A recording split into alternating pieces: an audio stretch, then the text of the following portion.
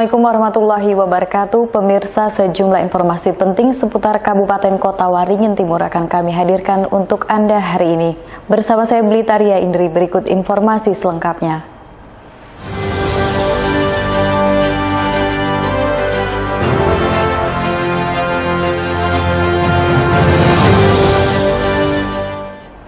Pemirsa, Pekan Raya Sampit Kabupaten Kota Waringin Timur akan segera digelar mulai Rabu 4 Oktober hingga 10 hari ke depan. Kegiatan ini akan menonjolkan produk lokal pertanian dari 17 kecamatan daerah setempat, serta bazar usaha mikro, kecil, dan menengah. Persiapan untuk mensukseskan Pekan Raya Sampit sudah dilakukan sejak jauh-jauh hari. Pada Senin 2 Oktober terlihat tengah dilakukan penataan tenda di lokasi kegiatan di kawasan Stadion 29 November Sampit, Jalan Cilikriwut. Pekan Raya Sampit akan dibuka dan dilaksanakan selama 10 hari sejak tanggal 4 hingga 13 Oktober mendatang. Ketua UMKM Harati Rahmat Nur yang juga merupakan Ketua Panitia Pelaksana mengatakan, Pekan Raya Sampit akan digelar dengan konsep berbeda dari berbagai kegiatan serupa yang pernah dilaksanakan. Selain diramaikan dengan Bazar UMKM, bekerja sama dengan Dinas Pertanian setempat, Pekan Raya Sampit juga akan memamerkan produk-produk lokal unggulan pertanian dari 17 kecamatan di Kota Waringin Timur. Rahmat menyebut jika kegiatan yang mendapat dukungan penuh dari pemerintah Kota Waringin Timur ini bertujuan menggali dan menunjukkan berbagai produk lokal pertanian yang ada di daerah setempat. Sementara untuk Bazar UMKM tidak hanya diikuti pedagang asal Kota Waringin Timur, melainkan juga diikuti pedagang dari luar daerah di Kalimantan Tengah, bahkan ada juga yang datang dari Kalimantan Selatan. Ini kegiatan Pekan Raya Sampit yang mana kami gelar di tahun 2023.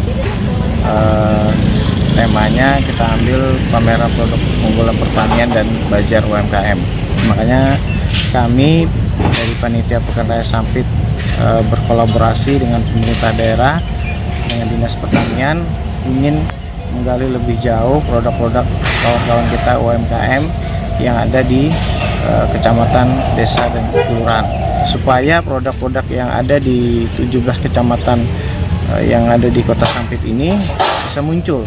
Dan ini adalah langkah awal kami supaya untuk mendukung pemerintah daerah untuk kedepannya kita menjadi kota wisata, maka kita harus punya produk unggulan seperti itu. Untuk stand yang disiapkan untuk pedagang yang kami komersilkan, alhamdulillah ya, kami ada punya stand ukuran 2x2, yaitu sebanyak 42 stand. Alhamdulillah sudah terjual semua, dan untuk stand 5x5 dan juga ada 3x3, itu juga ada dari lokal dan juga dari tetangga kita. Pekan Raya Sampit juga diramaikan dengan berbagai wahana permainan, mulai dari anak-anak hingga dewasa, termasuk pula permainan adu ketangkasan. Di samping itu, Pekan Raya Sampit juga akan dimeriahkan dengan berbagai hiburan, mulai dari hiburan musik serta berbagai lomba seperti lomba tari dan juga lomba peragaan busana. Mashud Badarudin, Hayat TV.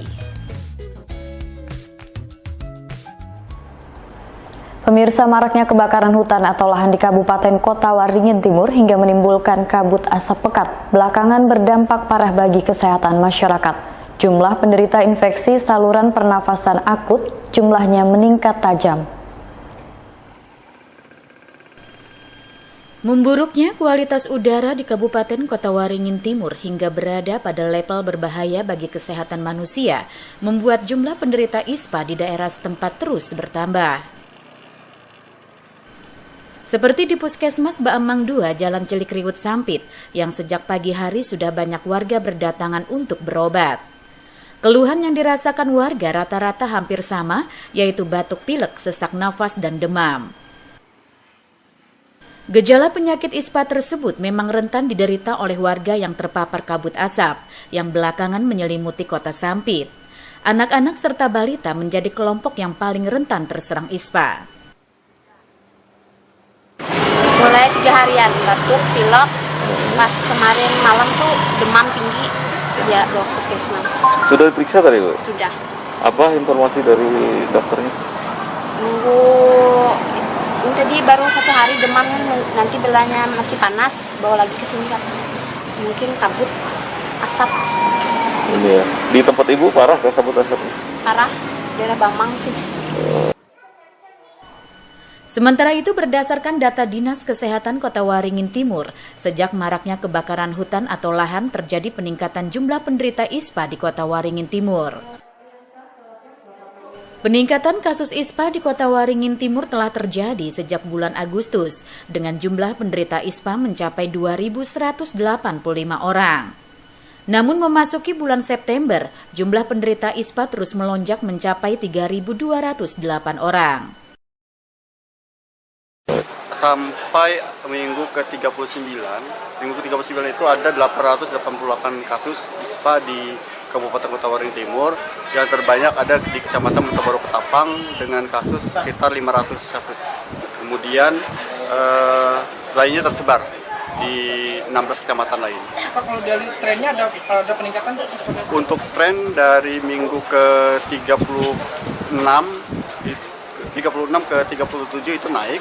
37 ke 38 maaf 35 ke 36 itu naik, 36 ke 37 turun, 37 ke 38 dan 38 39 itu naik lagi. Guna mencegah dampak yang ditimbulkan dari asap kebakaran hutan dan lahan, khususnya penyakit ISPA, warga diimbau untuk tidak keluar rumah saat terjadi kabut asap. Jika terpaksa harus keluar rumah, warga diimbau untuk menggunakan masker. Mashud Badarudin, Hayat TV.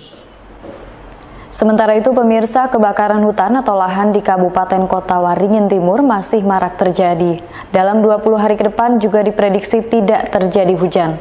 Atas dasar itu, status tanggap darurat bencana kebakaran hutan dan lahan disepakati untuk kembali diperpanjang. Kebakaran hutan atau lahan masih terus marak terjadi di Kabupaten Kota Waringin Timur. Bahkan dalam setiap harinya, terdapat lebih dari beberapa titik kebakaran hutan atau lahan yang terjadi di daerah tersebut. Kebakaran hutan atau lahan ini juga telah menimbulkan kabut asap pekat yang menyelimuti wilayah Kota Sampit. Kabut asap terparah terjadi pada Senin 2 Oktober pagi, tepat pada hari terakhir masa perpanjangan status tanggap darurat bencana. Menyikapi hal itu, pemerintah Kota Waringin Timur bersama sejumlah stakeholder atau pengambil kebijakan sepakat kembali memperpanjang status tanggap darurat. Perpanjangan status ini berlaku selama 14 hari sejak tanggal 3 hingga 16 Oktober. Selain belum menunjukkan tanda-tanda kebakaran hutan atau lahan akan berakhir, Badan Meteorologi, Klimatologi, dan Geofisika Sampit juga memperkirakan jika dalam 20 hari ke depan juga tidak terjadi hujan, sehingga potensi kebakaran hutan dan lahan masih tinggi. Setelah kita cek dengan hasil dari BMKG, ternyata ada 2 dasarian lagi yang masih belum ada hujannya. Dan kita sepakat tadi untuk perpanjangan selama 2 minggu ke depan dari tanggal 3 sampai 16 Oktober ke depan. Nanti setelah tanggal 16 nanti kita evaluasi lagi apakah memang ada potensi hujan atau tidak lagi. Kalau memang tidak ada hujan lagi, makanya kemudian akan diperpanjang kembali. Personel nanti otomatis kita menyesuaikan dengan peralatan lah. Jadi kalau peralatannya juga banyak, personel juga perlu banyak. Tapi kalau nanti peralatan tidak banyak, ya otomatis nanti personel juga tidak berfungsi dengan baik nanti kalau memang personelnya banyak, alatnya kurang banyak. Kecuali nanti menyesuaikan dengan jumlah personel. Jadi paling tidak satu unit itu kalau kita ngacu dengan damkar 6 orang. Maraknya kebakaran hutan dan lahan hingga sampai menimbulkan kabut asap pekat, membuat kualitas udara di Kota Waringin Timur berdasarkan Indeks Standar Pencemaran Udara atau ISPU dinyatakan berbahaya. Memburuknya kualitas udara hingga berada pada level berbahaya ini sudah terjadi sejak minggu kemarin. Mashud Badarudin, Hayat TV. Petugas Dinas Pemadam Kebakaran dan Penyelamatan Kabupaten Kota Waringin Timur mengevakuasi seekor ular jenis piton dari rumah warga. Ular tersebut bersembunyi di plafon dan sempat membuat warga panik karena dikira ular berbisa.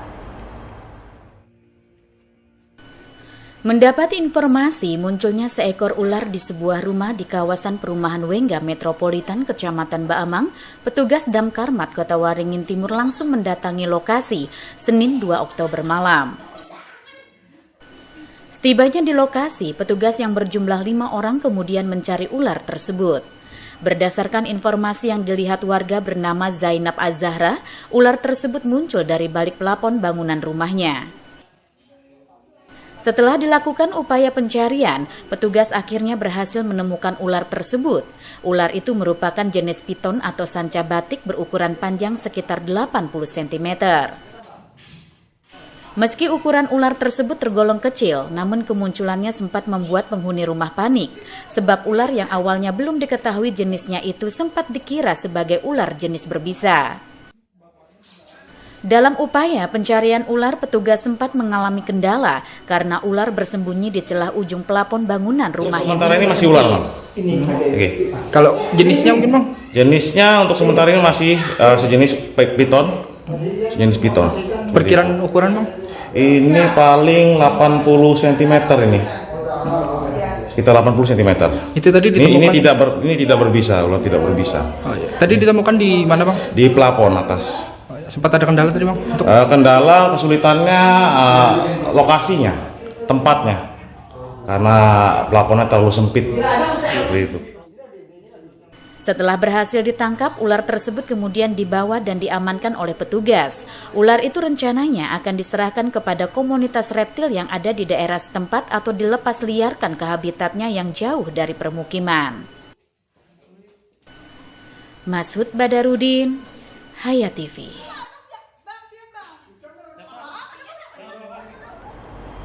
Kabut asap pekat masih menyelimuti Sampit, Kabupaten Kota Waringin Timur. Dampak dari kebakaran hutan atau lahan yang terus marak terjadi. Pada Selasa 3 Oktober pagi, di tengah kabut asap yang melanda, pemerintah daerah setempat menggelar salat istisqa, meminta kepada Tuhan untuk segera diturunkan hujan. Kabut asap pekat dampak kebakaran hutan atau lahan masih menyelimuti Sampit, Kabupaten Kota Waringin Timur. Agar bencana ini segera berakhir, pemerintah Kota Waringin Timur bersama Polres setempat menggelar sholat istisqa atau sholat minta hujan. Sholat digelar di halaman kantor Bupati Kota Waringin Timur di tengah saputan kabut asap yang menyelimuti Sampit. Selain diikuti aparatur sipil negara serta aparat kepolisian, termasuk juga oleh pelajar serta masyarakat umum. Bupati Kota Waringin Timur Haliki Nur mengatakan, upaya penanggulangan karhutla telah dilakukan maksimal namun belum membuahkan hasil. Sehingga digelar sholat istisqa untuk memohon kepada Allah untuk diturunkan hujan agar api kebakaran hutan atau lahan dapat padam. Karena sebagian besar hutan atau lahan yang terbakar diduga terjadi atas unsur kesengajaan, Haliki Nur meminta kepada aparat kepolisian dan masyarakat untuk memperketat pengawasan. Ia juga menjanjikan bonus uang sebesar 10 juta rupiah bagi warga yang berhasil menangkap pelaku pembakar lahan. Saat ini banyak sekali muncul hotspot, banyak sekali kebakaran lahan maupun hutan. Dan kita sudah berusaha maksimal selaku manusia, selaku insan, tapi ternyata kita tidak mampu. Sehingga ini juga kita hari ini kita sama-sama bersama masyarakat untuk melakukan salat istisqa, memohon ampun, memohon ridha kepada Allah dan memohon hujan yang sebanyak-banyaknya, sehingga harapan kita dengan kita berdoa dengan sungguh-sungguh Allah mengijabah itu sehingga diberikan hujan. Karena tidak ada bencana apapun manusia tidak punya kemampuan kecuali Allah yang, makanya kita meminta pihak Polres, pihak keamanan, termasuk masyarakat semua memantau itu. Bahkan kemarin saya akan berikan hadiah 10 juta kalau ada warga yang menemukan warga yang sengaja membakar dengan sengaja. Maksud kita ini bukan tapi marilah kita jaga akibat perbuatan seseorang misalnya, tapi akibatnya kita semua menanggung akibatnya. Sementara itu pada Selasa pagi, kabut asap pekat yang menyelimuti Sampit dengan jarak pandang sekitar 50 hingga 100 meter. Meski tidak sepekat pada hari sebelumnya, namun kualitas udara di daerah setempat berdasarkan Indeks Standar Pencemaran Udara atau ISPU masih berada pada level berbahaya. Dengan masih maraknya kebakaran hutan dan lahan, maka Kota Waringin Timur ditetapkan pada status tanggap darurat bencana hingga tanggal 16 Oktober mendatang. Masud Badarudin, Hayat TV.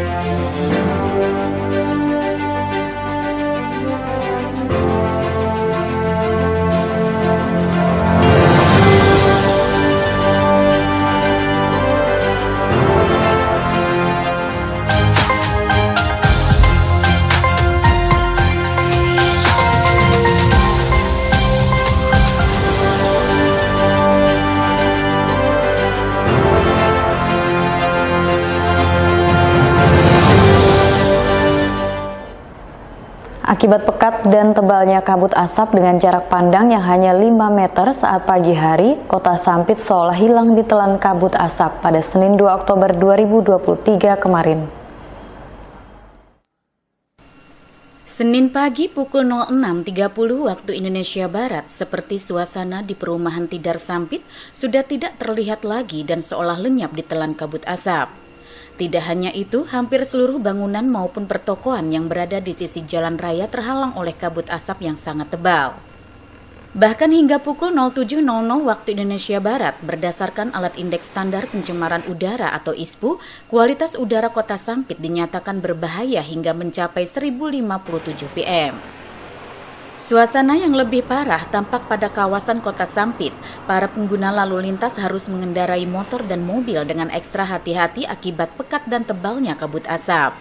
Bahkan jarak pandang sangat terbatas yang berkisar antara 5 hingga 10 meter saat pagi hari. Agar tidak terjadi kecelakaan, pengemudi harus menyalakan lampu kendaraan bermotor hingga membunyikan klakson saat melintas. Mas, ini pantauannya hari ini kabut asap seperti apa ini, Mas? Wah, sekarang ya kelihatannya kayak sekarang yang paling parah lah dari yang kemarin-kemarin. Ya, jarak pandangnya udah minim nih kayak ini. 5 meteran ya? 5 meteran ya. Kurang lebih kayak gitulah, kadang bisa berubah lagi nih. Ngikut arah angin lah biasanya nih. Mas, ini saat berkendara terpaksa harus apa ini, Mas, dengan jarak yang sangat terbatas ini, Mas? Ekstra hati-hati lah kita. Hati-hati, harus menggunakan masker kita. Bunyikan klakson. Lampu sen. Dengan kabut asap yang paling parah ini, yang dirasakan apa ini, Mas? Ya, pernapasan ya kurang mengganggu lah, pernapasan sama jarak pandang. Gitu ya? Ya, jarak pandang sama pernapasan. Enggak, mungkin agak sesak napas gitu aja lah. Susah gitu ya? Susah bernapas. Ini kayaknya nih ada nih bunyi. Mas, dengan kondisi ini harapannya kepada pemerintah gitu? Ya bisa lebih itu lagi lah, mensosialisasikan gitulah bahayanya kebakaran lahan gitulah, dengan ya lebih tanggap aja gitu lagi gitu ya. Dan tindak tegas gitu, ini pembakar lahan ini ya. Ya kalau memang terbukti sengaja ada pembakaran lahannya, ditindak tegas gitu aja. Karena apa? Karena sangat mengganggu lah kesehatan, aktivitas segala kan mengganggu semua ini.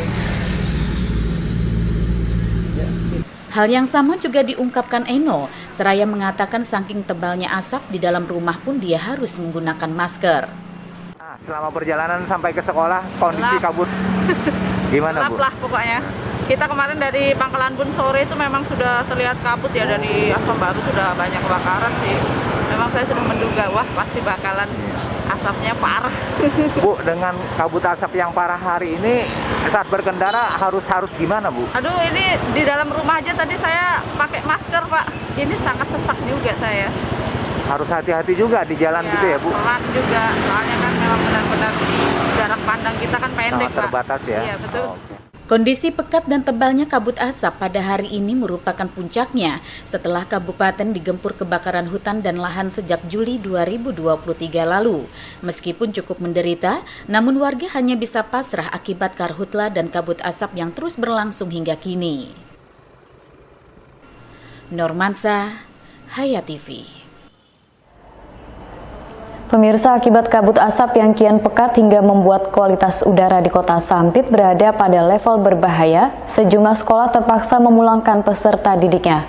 Namun pelajar tetap diimbau untuk belajar di rumah secara daring pada Senin 2 Oktober. Meski kualitas udara di Sampit, Kabupaten Kota Waringin Timur dinyatakan berbahaya pada level 1057 PM berdasarkan Indeks Standar Pencemaran Udara atau ISPU, Kementerian Lingkungan Hidup dan Kehutanan. Namun hingga pukul 07.00 waktu Indonesia Barat, para pelajar seperti di SMP Negeri 2 Sampit terus berdatangan guna mengikuti kegiatan belajar mengajar atau KBM di sekolahnya. Sesuai surat edaran Dinas Pendidikan setempat dalam menyikapi kabut asap, ditegaskan jam masuk sekolah dimundurkan menjadi pukul 07.30 waktu Indonesia Barat. Selain itu diingatkan agar guru dan peserta didik menggunakan masker dan meniadakan aktivitas di luar ruangan. Namun beberapa saat kemudian, sesuai surat edaran yang terbaru dari Dinas Pendidikan setempat, melalui pengumuman yang disampaikan Kepala SMP Negeri 2 Sampit Abdurrahman, seluruh peserta didik diminta untuk segera pulang dan belajar dari rumah atau secara daring. Ini setelah masuk beberapa saat, kemudian siswa dipulangkan, kenapa ini Pak? Yang pertama, kita memperhatikan himbauan dari Dinas Pendidikan, melihat situasi dan kondisi, demi tadi kesehatan, keselamatan, dan keamanan, dan memungkinkan pembelajaran tidak efektif, maka kita mengikuti himbauan dari Dinas Pendidikan bahwa anak-anak kita perintahkan untuk belajar di rumah secara daring. Kemudian harapan kita pulang dengan tertib, dengan selamat, dan harapan juga anak-anak pulang jangan lebih bertahan lagi, langsung pulang ke rumah masing-masing, sehingga benar-benar kesehatan keselamatannya terjamin. Itu mungkin yang bisa. Menurut peserta didik, mereka mendukung kegiatan belajar mengajar dilakukan di rumah atau secara daring mengingat kualitas udara yang sudah berada di level berbahaya. Ini kan hari ini dipulangkan lagi nih, setuju enggak Dek? Setuju sih. Kenapa Dek? Karena bisa tidur. Daripada asap, baik kami pulang. Soalnya mengaruh juga polusinya. Sangat berbahaya gitu ya. Berbahaya. Melihat kondisi saat ini, bagaimana nih tanggapannya ini, Dek? Tanggapannya sangat parah. Parah banget sampai jalanan tuh nggak kelihatan. Jarak pandang pendek sekali gitu ya, Dek? Ya pendek banget.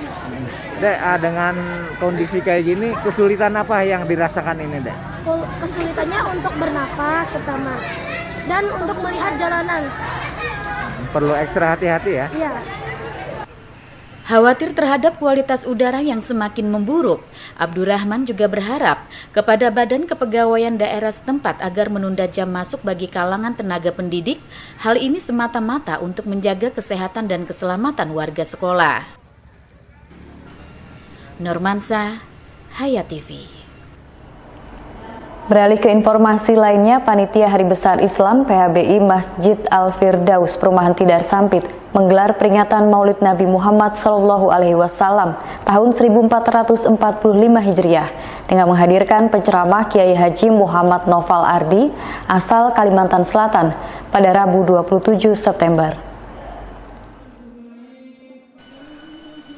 Mengawali peringatan Maulid Nabi besar Muhammad SAW 1445 Hijriah, grup Habsi Masjid Nurul Amin Sampit melantunkan syair, solawat dan puji-pujian kepada baginda Rasulullah yang bergema dengan penuh hikmat dan syahdu.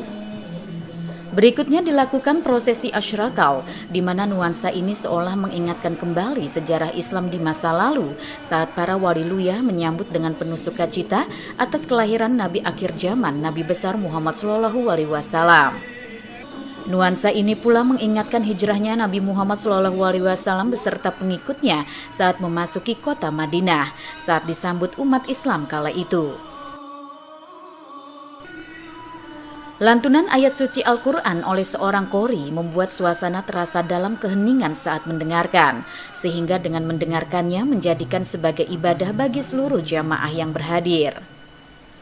Sementara itu dalam sambutan Ketua Panitia Ustadz Nur Ahmad mengatakan, adapun tema yang diambil adalah menjadikan peringatan Maulid Nabi sebagai momen meningkatkan keimanan dan ketakwaan kepada Allah Subhanahu wa Ta'ala, serta pentingnya sholat berjamaah dalam meningkatkan ketakwaan.